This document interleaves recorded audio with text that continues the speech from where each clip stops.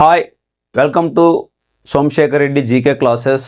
ఈరోజు మనం అలావుద్దీన్ ఖిల్జీ గురించి మాట్లాడుకుందాం. భారతదేశాన్ని పరిపాలించిన ఢిల్లీ సుల్తాన్లలో ఒక గొప్ప ఢిల్లీ సుల్తాన్ అలావుద్దీన్ ఖిల్జీ.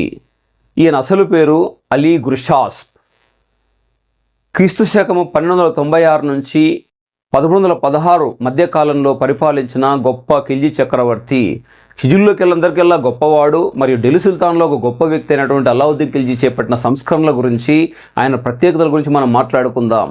ఈయన యొక్క బిరుదు సికిందర్ ఈ సాని, అంటే ప్రపంచ విజేత, మరియు సెకండ్ అలెగ్జాండర్ లేదా రెండవ అలెగ్జాండర్గా పిలుస్తారు. ఎందుకంటే అలెగ్జాండర్ ప్రపంచాన్ని జయించాడు, ఈయనకు కూడా ప్రపంచాన్ని జయించాలన్న కోరిక ఉండేది కాబట్టి ఈయనకు చరిత్రక రెండవ అలెగ్జాండర్ అనే బిరుదు ఇవ్వడం జరిగింది. ఆ తర్వాత మనం గుర్తుంచుకోవాల్సిన ముఖ్యమైన విషయం ఏంటంటే, ఈయన భారతదేశంలో మార్కెట్ సంస్కరణల్ని, తర్వాత సైనిక సంస్కరణలు ప్రవేశపెట్టిన మొట్టమొదటి సుల్తాన్. ఢిల్లీ సమీప ప్రాంతాల్లో సైనికుల కోసం ప్రత్యేకంగా మార్కెట్లను ఏర్పాటు చేసినటువంటి సుల్తాన్ ఎవరంటే అలావుద్దీన్ ఖిల్జీ. సైనిక సంస్కరణలు చేపట్టిన వ్యక్తి కూడా అలావుద్దీన్ ఖిల్జీ.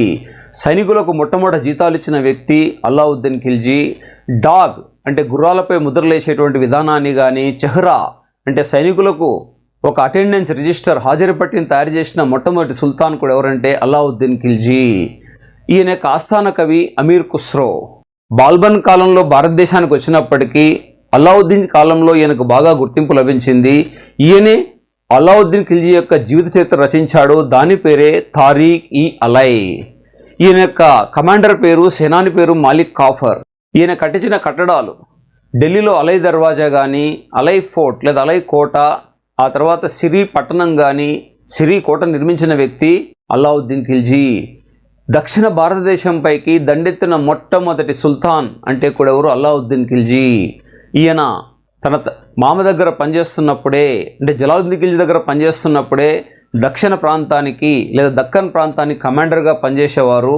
అలా దక్షిణ భారతదేశంపైకి దండెత్తిన మొట్టమొదటి ఢిల్లీ సుల్తాన్ అంటే అలావుద్దీన్ ఖిల్జీ అని గుర్తు చేసుకోవాలి.